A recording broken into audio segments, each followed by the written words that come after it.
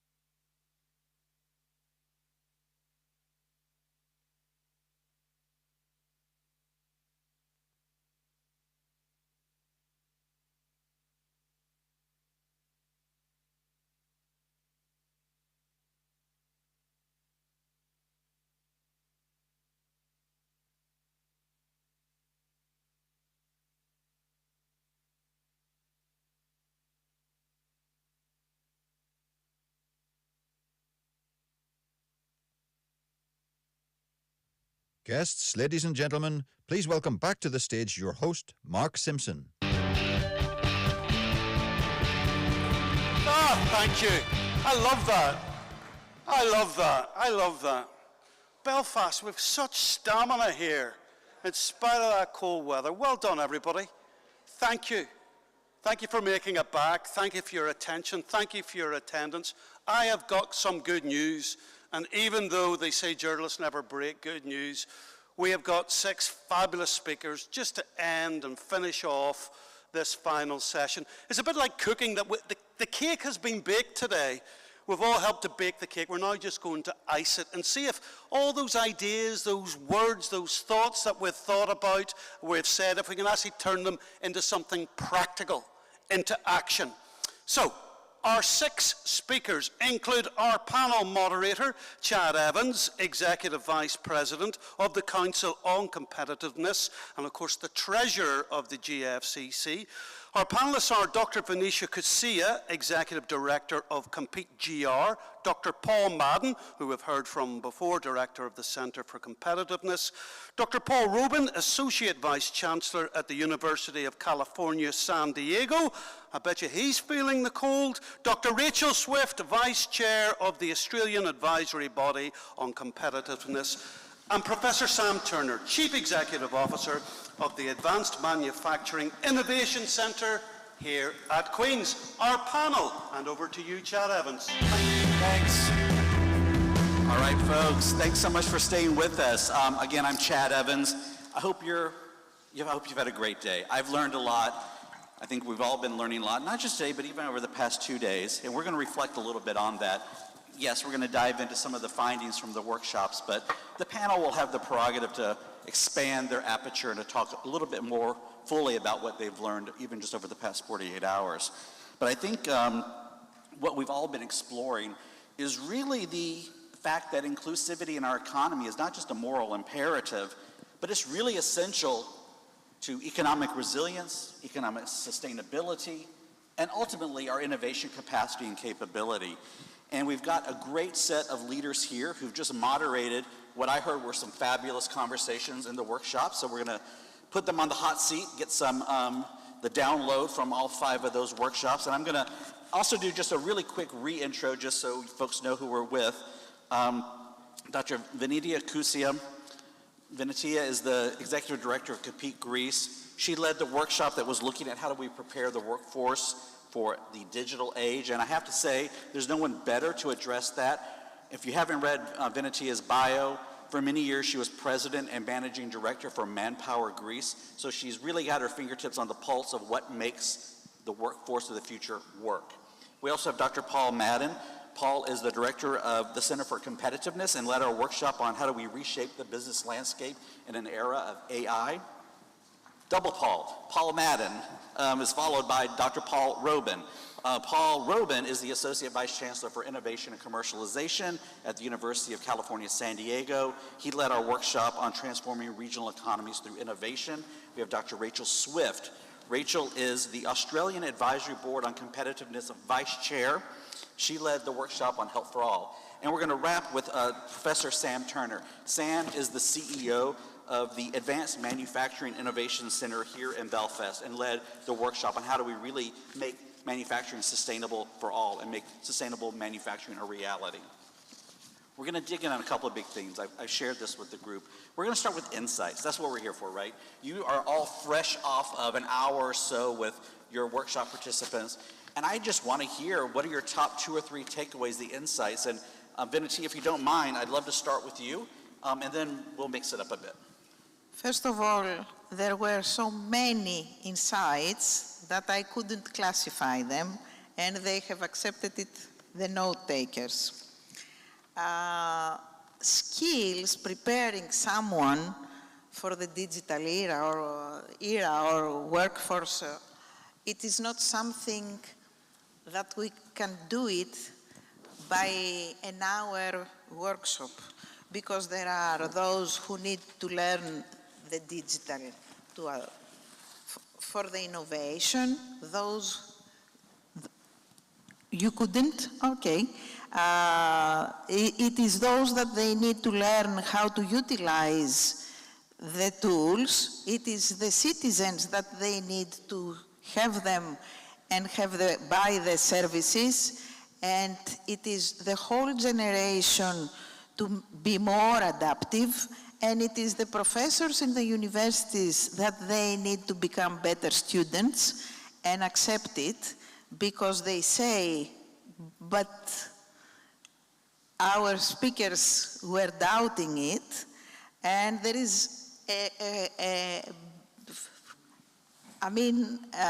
very many things that we... So what are three insights you got from the group?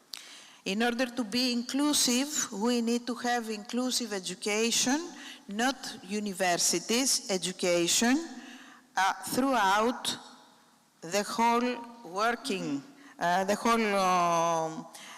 we need to become more applied, not just theoretical, and teachers do not learn AI, but they do not accept that they do not learn AI.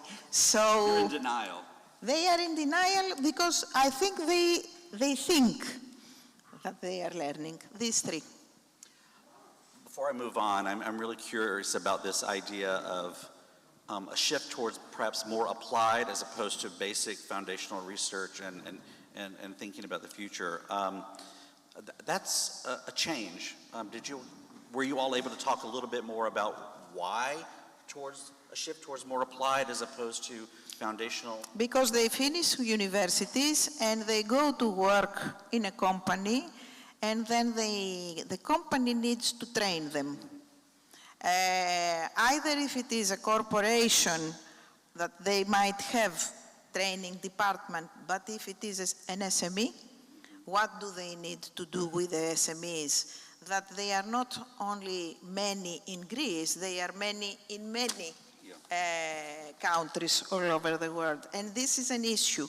We have seen some projects with bodies like chambers of commerce or whatever, but they are not, they don't know. They are not in the education process. So just give some examples or some training courses, okay, it might help instead of nothing. But also, skills are not horizontal. Mm-hmm. Skills are for everybody different. Yeah, good points. Well, we'll come back because I'm also curious about some of your perspectives comparing Greece to other places around the world. But Paul Madden, let's move to you. You had the workshop on reshaping the business landscape with AI. Big insights. What did you hear? We heard a number of particularly interesting things. At the outset, I declared that I personally know very little about AI, and I had chosen to interpret the word business in the title of the workshop in its broadest possible sense, because I am aware that AI has applications not just in commerce and business, but in education, in health, in energy, security, a whole broad range of human endeavours. And so that really gave the panel the opportunity to expand quite broadly. I think that the issue of ethics in some ways came up in the conversation. Is potentially AI, ideally we would like to see it used for the greater good, but it also has the potential for malign actors to use it for ill purposes. And how can we sort of manage that? I think that's an issue generally for society. One of the other panelists talked about a successful use of AI in the innovation management process. So part of the early stage of an innovation management process is generating ideas, brainstorming, ideation, to use the word. And the next step is to evaluate which of these could potentially be further developed either through research or direct development into products or services. And the comment was that AI can actually telescope the timescale involved in the ideation process quite significantly, which then potentially could lead to a competitive advantage for the company involved in doing that, getting something to market much more quickly. And another interesting insight that came up in the conversation was in terms of the legal profession, AI systems would be very good at reading and absorbing the masses of information that are held in law libraries, for example, or in case law. But in terms of the use of that, an AI system to help a judge make a decision, if a judgment is made by an AI application on a particular case, how good, how accurate is that when compared, for example, to a human judge making the same interpretation? Who is right, who is wrong? And what implications does that then have for the development of law, case law, and ultimately the development of democracy? So this is something that maybe come back to at the end, Chad, if I may. Yeah. Two quick questions. I'm curious, given the title of the workshop. I have a question, one about scale and one about scope. And I'm curious if this came up in the conversation. On the scale issue, when you look at AI and some of the companies that are beginning to, and even hyperscalers that are really advancing this space, some of these companies and capabilities are actually larger than nation states. So when you rethink the role of business in our global society, did you guys get into any of the conversations or implications of X company is actually larger than your X economy, and what does that mean? We sort of touched upon that peripherally in that it was said that potentially in the future there may be 5 or 6 really large corporations that own everything to do with AI, both in terms of the applications and may have no connectivity to any of our countries. Absolutely, and what are the downsides or the risks associated with that? I mean, we've seen some of the issues with the big social media companies today. Are we simply heading into a future where similar problematic issues arise if there are a small number of very large companies that are custodians of the data and the applications? Yeah. And one more before I turn to our next Paul, is on the scope side.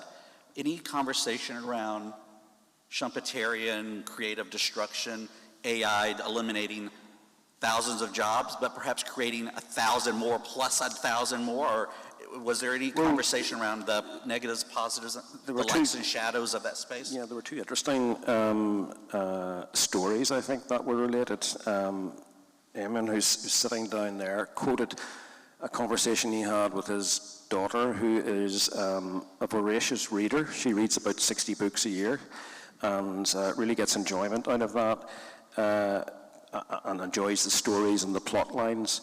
But ChatGPT can now much more quickly and in a much more succinct form produce a story.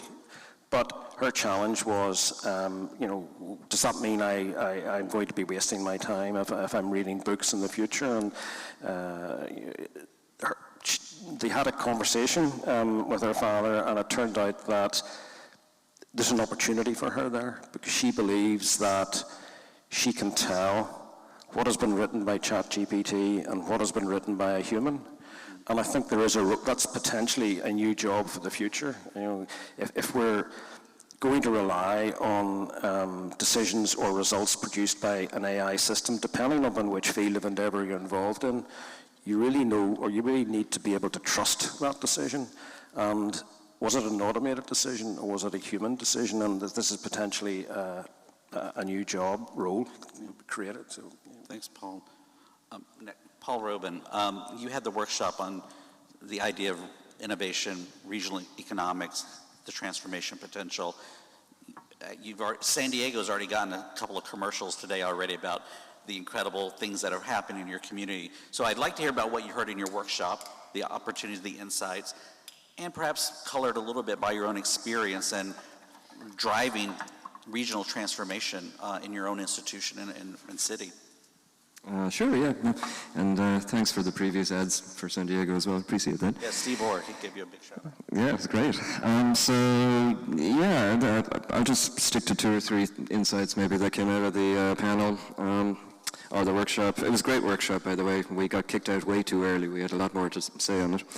But there was a couple of things that came up again and again, and one of them was certainly scale. Don't do it if you can't be competitive on a global scale. You know, if you're trying to build an ecosystem and you can't be competitive globally, it's not going to happen, or it's not going to work. And that came up a number of times, and that's difficult. That takes really figuring out what it is. That's a tough message to deliver. Yeah, I know. Yeah, no kidding. And you know, you look at San Diego, and yes, it's a very successful area in life sciences and telecommunications and so on. But you know, we could sit back and say, "Woohoo! We've done it, yay!" And we'll be dead in 50 years. Right, because AI, right, is changing everything, and so many technologies are changing everything. It's very much a convergent economy now, with the convergence of a whole bunch of traditional things, creating things we can't even dream of. Well, that's what we do in universities, is try and dream of the future. Right. But you know, if we don't stay ahead of that game and understand how we build on our existing strengths to continue to be competitive on a global scale, San Diego will go away too. So it really doesn't matter what scale you're at or what your starting point is. You really have to be thinking about that. So that was one of the learnings. Another thing that came out, I think, very strongly across a number of people was leadership. This needs consistent, courageous leadership across all of the 4 quadruple helix. People in government, academia, industry, and society, right? If, you know, as is sometimes happens, like last week, things flip entirely every 4 years, that's going to make it fairly difficult, right? You have to have support over the long term, because building these ecosystems does not happen in 2 years. It takes 20 years, 30 years, 40 years. Mm-hmm. So leadership in all areas is extremely important. And I think another thing that came out was you got to have a good story. We do have a good story. I mean, we in this hall have an excellent story. But sometimes we don't tell it very well, right? And the story has to be aligned across all of those 4 legs of the 4-legged stool as well. You know, because if I, as the academic, am saying one story and my industry colleagues in San Diego are saying something else, well, then the politicians aren't going to believe any of us, right? So we really have to have a good story, and that doesn't mean you make it up. That means that you get aligned on what the end goal is here and why it is good for everybody to bring everybody along in an equitable way, and you tell that story. And, you know, that is a problem in the States at the moment. I mean, the academic sector has a PR problem. Not because we're doing the wrong thing, it's because we're not telling the story in many cases. So those would be 3 things. Thanks, Paul. Before I let you go, though, I wonder if there was any conversation on, we've talked a lot about place-making innovation, place-based innovation. I was wondering, did you all talk about the definition of place? So in traditional cluster theory, Deborah mentioned that earlier with our work with Michael Porter, you know, that's a well-defined space. But I think what we also learned, accelerated by the COVID pandemic, was we can define space and place very differently. So I was wondering if there was any conversation about, you know, is Belfast linked to Dublin, or is Belfast as equally linked to Boston, Bangalore, and Beijing? So how do you think, was there any conversation about the redefinition of place and regionality? We didn't specifically address that question. However, if you look at the comments of the different people, it is different in different places, very different, right? But I think what it comes down to is tangible, real, actionable linkages and connections. And if you can have a network of those, then you can probably define place. And we have this problem all the time in San Diego. Are we San Diego or are we Southern California, right? Or Tijuana. Or Tijuana. Well, of course, Tijuana. Yeah, Tijuana, San Diego is probably is the place. The conversation from Kazakhstan was entirely different. Right. So. Thank you, Paul. Rachel, would love to hear about what you heard in your conversation around health and health for all. And we're lucky medical doctor, so I think we're going to get some deep insight. So we're grateful for you being with us. Well, we felt a bit challenged by the idea of trying to solve all the problems of healthcare in just really? an hour, but nonetheless, we got a lot of insights. So I think drawing it back to the theme of both inclusion and this panel on economics, the headline for me is health is wealth. We spend a lot of time talking about thinking about healthcare as a cost, when in reality it is an investment in our economy. One of our panelists used an illustrative example about the cost of mental health in Ireland, and that was £3 billion. That's equivalent to half the spend on healthcare. So the lost productivity cost was quite profound, and we talked a lot about that. That drew us into social determinants of health. If you're not familiar with social determinants of health, that's the idea that there are things about your life that drive your health outcome, and clinically the evidence is showing that it can have an even greater impact than the quality of care that you receive. And so thinking about food security, thinking about housing security, economic security was paramount, but one we double-clicked on even more was education. Given the challenges that healthcare is facing, we have a critical workforce shortage. By 2030, 15 million healthcare workers short around the world. How do we improve both the capacity and education of our current and future clinical workforce, but also how do we double down on health literacy? How do we strengthen our individual ability to manage and improve our health journey throughout our lifetimes? Okay, Rachel, you've raised a couple of things I want to go a little bit deeper before I shift to Sam. One is on metrics. You raised this interesting point, and it came up, and I think in even one of the panels before we broke, around cost versus investment. You know, I recall a former chair of the U.S. Council was a guy named Ray Gilmartin. At the time, he was CEO of Merck. And he made a real push for this idea that we were measuring the wrong things. Often, when we thought about competitiveness, health was seen as, it was just another output, an outcome of when in fact, it's an input. Healthy people produce more, better, more efficiently. So it's interesting that this continues to come up. And then one thing I did want to ask, did any conversation come up around this global movement we see emerging around healthy lifespans, health spans?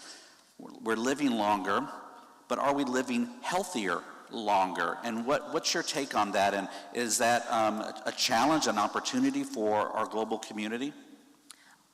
A great question. I think the answer is it's both. It is a real challenge that we are living longer, but we're not living healthier. Fundamentally, we have a sick care system. We don't have a healthcare system, and that needs to change. So our panel spent quite a bit of time talking about prevention, how important that is, both in terms of economic productivity, but the social cost. However, it is something that there's a paucity of investment in. Depending on which country you're in, if you're doing well, you might be investing as much as 7%, but most countries are investing between 2 and 4%. And when you have a critical workforce shortage, you have an aging and sicker population that now has chronic conditions, not episodic short-term conditions. If we don't crack the nut of prevention, then the system is not going to sustain us. Good point. Thanks, Rachel. Sam, over to you. I'd like to hear insights. How do we make sustainable manufacturing a reality? Maybe, is it already a reality, or what's on the horizon, and what did you all talk about, and what can we learn from your workshop?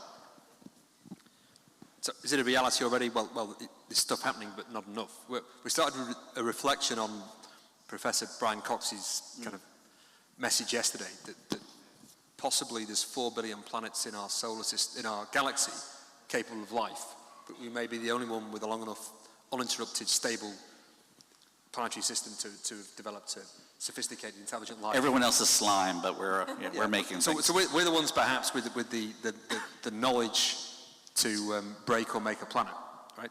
And within that, manufacturing accounts for probably 20 to 40% of the problem and may have the answers. The engineering manufacturing community is going to be designing and scaling the energy, the infrastructure, the transport systems of the future. So no pressure, folks, was the first reflection. Right. In terms, is it happening at the right, is it happening at all, and is it happening at the right scale? We've still got this challenge where we talked about the Jevons paradox, whereby the more efficient we make something, the more of it we have. Right? And we're still on this consumption trajectory. We want more of everything. And we're going to need more energy, certainly more electricity, clean electricity. We're still, to produce the solutions we now see, like electric vehicles and batteries, we're still going to need to take more minerals out of the ground. So we're still on a trajectory of more consumption. This is a challenge we need to think about how we have the right regulatory frameworks to incentivize the behaviors needed to accelerate that. So this is what the kind of third reflection was, that we don't yet have the clarity probably in regulatory frameworks and systems that it will unlock the private sector and accelerate and nudge everyone in the right direction to drive the change quick enough. We recognise for small businesses it's very difficult. Everyone wants to do the right thing as human beings, but a small business, the market incentive isn't clear enough yet to try and decarbonise your products. And if you're a small business bringing the clean tech to market, well, it's not yet unlocked, right? It's trying to keep that, the investors live and keep it scaling. So it's not quite unlocked yet. There's a real challenge in it. And it feels like this balance between carrot and stick in terms of regulatory frameworks that drive a market and incentives to help businesses, de-risk that innovation and the change required. But we've got to accelerate it all, and it needs a carrot and stick balance. I'd like to maybe just tap on your experience. You're leading a significant, I'll call it local, but broad effort to look at advanced manufacturing here in Belfast and beyond. You made the linkage between energy and manufacturing when, the data in the US is, our energy demand has been pretty flat, but then suddenly it's going to double in 10 years because of the needs for electrification, but also a kind of a manufacturing renaissance, more power needed to manufacture and make things. In some sense, energy is everything. I'd be curious, what are some of the local tensions and the possibility frontier? Do you feel constraints here in Belfast around the energy availability and to really power a future economy and manufacturing? Well, energy is critical. I mean, there's still this thing around the regulatory frameworks that incentivize companies who make the investments to get the rewards. That's not clear yet. Lots of standards, no standardization. But if you've got that in place, then I think it's easier for businesses, for large corporates or clusters of companies to come together and put the off-grid energy infrastructure in place, backed up by the grid. Clearly there's challenges for the grid to scale here to provide the green energy that's required. And I think moving the pieces around the board in terms of buying credits probably isn't the answer. You actually have to put new infrastructure in place and evidence that that is providing green energy. And if we're doing so, actually you're going to attract further investment. Particularly in Belfast and Northern Ireland, we've got some rare opportunities here. The only place in the world you can access the UK and European markets tariff-free, right? So if we can put the green energy infrastructure in place, and you can evidence that, and you're actually decarbonising, 70 to 90% of a product by doing the energy-intensive manufacturing here, huge growth opportunities. But you need to unlock the market, and we need maybe there's planning restrictions as well, perhaps putting that in place. Well, I was on an Invest Northern Ireland mission to Singapore and Malaysia earlier in the year, and there's a reflection that how lucky we are in Northern Ireland, because the fuels of the future are going to be wind and water, and most days it's hit you in the face horizontally here. It's pretty, so we're well endowed if we can unlock the funds and the right regulatory planning systems to really step ahead. Thank you, Sam. Paul, I want to move to recommendations, some of the things, but before I do that, a huge range of topics that we've just covered in these 5 workshops. But I'd like to ask any of you if you had any reflections on others' insights that you wanted to maybe chime in and reflect on. If I may, please. Yeah, just in terms of what Sam was talking about, energy and sustainable energy in particular. Interestingly, that did come up in our conversation, and It emanated from a conversation around large language models and the need for AI applications to be trained on extremely large data sets. And extremely large data sets require massive storage systems, i.e. data centers, which are ravenous consumers of energy and water and land. And to the extent that on this island, particularly south of the border, there's been a lot of success in attracting companies to establish data centers, but we're now almost at the point where we can't do that anymore because the grid system won't support it.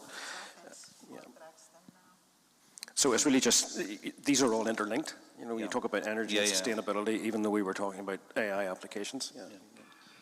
Okay, I'm conscious of our time. I want to switch to maybe some recommendations. So given some of the insights each of you gleaned from your fellow workshop participants, and Paul Madden, maybe I'll start with you here. Was there any one or two recommendations that maybe came out of your conversation that you and your group wanted to put forward? I think one recommendation that came up in terms of adoption of existing AI systems was that particularly within businesses and small businesses in particular, it really needs an internal champion, someone who will take the lead on and more or less act as an evangelist in terms of describing the benefits of using an AI application of some sort within the context of that business. And another point that came up, particularly around the area of entrepreneurship and the use of AI to accelerate the innovation management system. You can't do it without people, because people will evaluate the opportunities and the options that are there and ultimately will implement it. So those are the two. Rachel, can I hop over to you and see? Oh, look, I've probably given one of them away, which is the prevention. Yeah. The other focus was on education and health literacy. I think I'd also make the point, the criticality of data and measurement. What isn't measured isn't seen. But one of the things that came through very clearly in some of the examples our panel shared was even when we have the right policy, we don't necessarily attribute the right funding for it, or we don't execute the policy properly. We don't think about the practical way that a policy runs through a health system where you have lots of independent doctors, clinicians, nurses, different hospitals, public and private, how that translates. So I think those would be our four. Cool. Sam, I'll stick that in. I think it really came down to the regulatory frameworks. We're all innovators. There's a huge amount of wealth, of talent out there, and people wanting to solve problems, particularly a generation wanting to come in and solve these problems we're talking about. So how do you unlock the funds and incentivize the markets to unlock that talent? So regulatory frameworks that strike the balance between the carrot and the stick, the incentive for a market to meet those requirements, look at perhaps some more consensus around sustainability measures and targets for businesses, but also make sure we're doing that in a way so consensus on a more of a global stage, which is a challenge, right? But how do we do that in a way we're not just offshoring the problem, that we're incentivizing the investment, as well as having markets that guide the right outcomes at the right pace. And if we've got that in place, then we can start to look at guidance for businesses in terms of how they design and manufacture and navigate those regulatory frameworks and markets, and how we can make it easy for the green finance to track to the right places to drive the change. Thank you. Vinitia, may I come to you, maybe ripping a little bit off of Sam about unlocking, any thoughts on recommendations on how to unlock the talent for the future workforce? First of all, we need to think about the future, the talents in a more broad way and include in this everybody, because not only in Greece but in other places we do not think of talent everybody. And saying talent, I mean the right place, the right person in the right place with the right salary at the right moment, because it is a specific thing to think of talent. In Greece, we have only 59% of the talent in the market. So the other 41 is out of the market. And I don't mean that it is only in black economy. Second, we need to collaborate, and in order to collaborate and to come to meaningful decision making, we need to trust and we need to start from trusting, knowing all the stakeholders, something that again it is not done in many countries and not only the Balkan, and we do not, we shouldn't be cheap, quite addressing the same that they have told yesterday with the food. We shouldn't think to buy cheap food. We need to buy qualitative food. It is the same with the education and the skills, and not just to find the job with 1,000 euros, but to find the job that it will inspire you. And this is especially more true with the young generations, but also with the leaders inside the companies, because there is a kind of silos, they one categorizing the other, etc. And last but not least, it is not the innovation needed, as they have said yesterday. It is the people, first of all, to be ready to innovate. And we do not have this kind of people yet, because there is a fear of what if I lose my current job, what it will be done. So risk mitigation, fear mitigation. Risk aversion, risk aversion.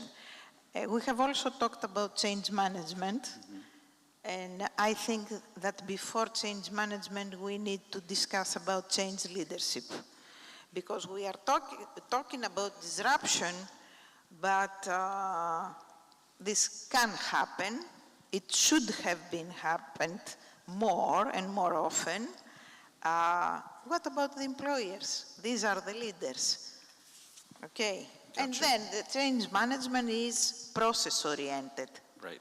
So leadership first. Yes. Paul Robin, recommendations? Oh, there were so many recommendations. I have to pick one or two. Okay.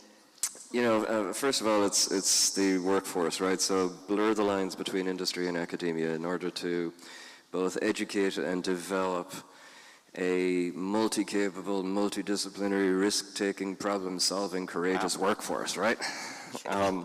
Because all of these ecosystems are based on people.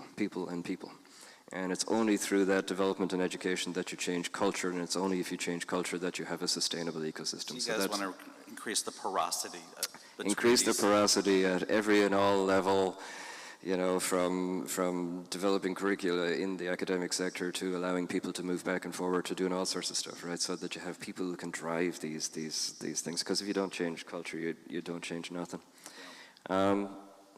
Evaluate the infrastructure in your ecosystems. Make sure you've filled in the gaps.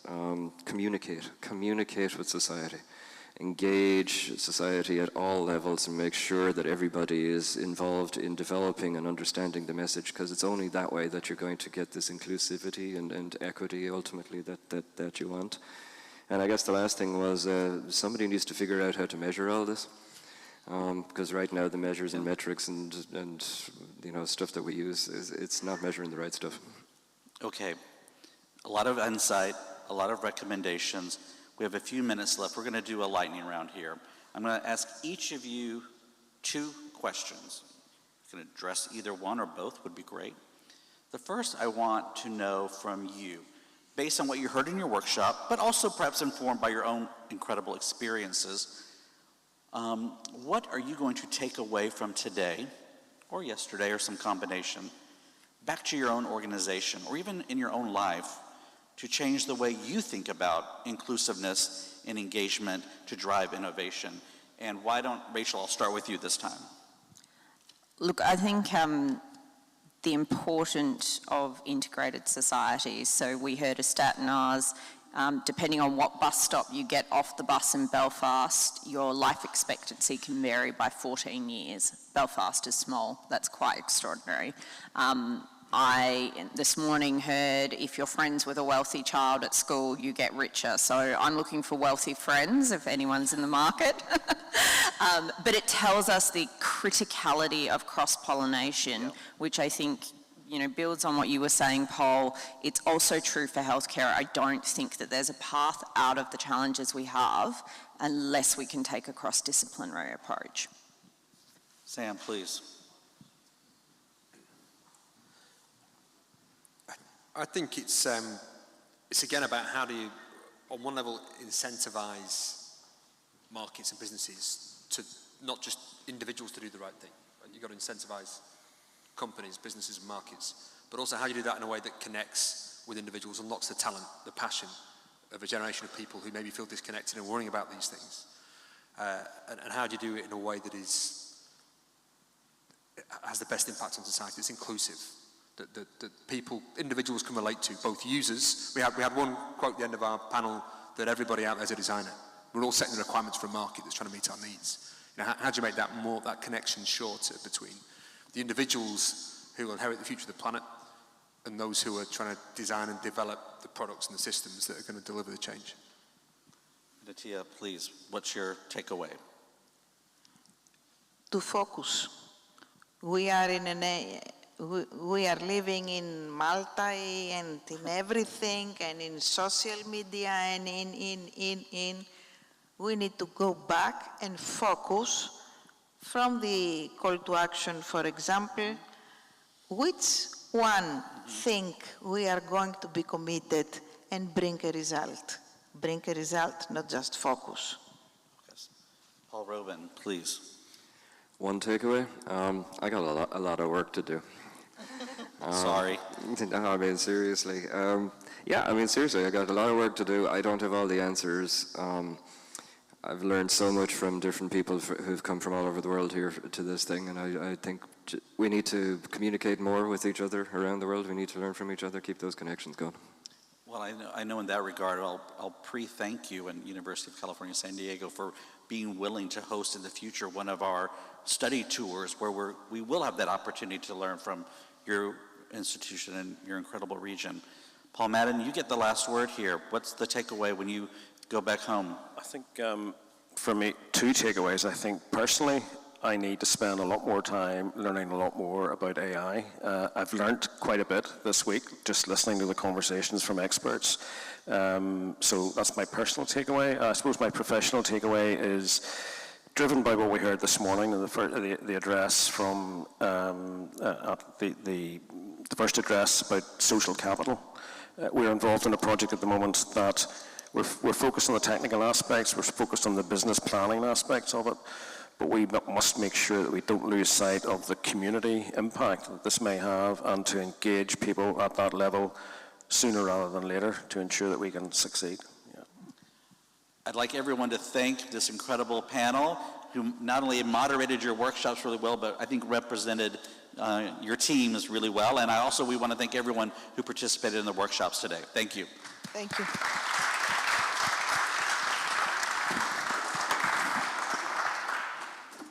Chad, thank you very much indeed. Thank you very much to the panel as well. And thank you to everyone in this room for your contribution today. It's been a big day today. I've seen the program for tomorrow. It's going to be even better if that is possible. You're in for a real treat, some surprises too. Thanks to the GFCC, to Queen's, to Professor Greer. Thanks for trusting me. As I said at the very beginning, this building is very special. I did my final exams here 35 years ago. It's been an even better today. It's been much more fun, much more entertaining. I've learnt a lot. One final thing to say, buses. If you are expecting a bus to take you back to your hotel, it is waiting for you where it left you, off on the other side of the marquee. Have a great night, and we'll see you tomorrow. Thank you. Thank you.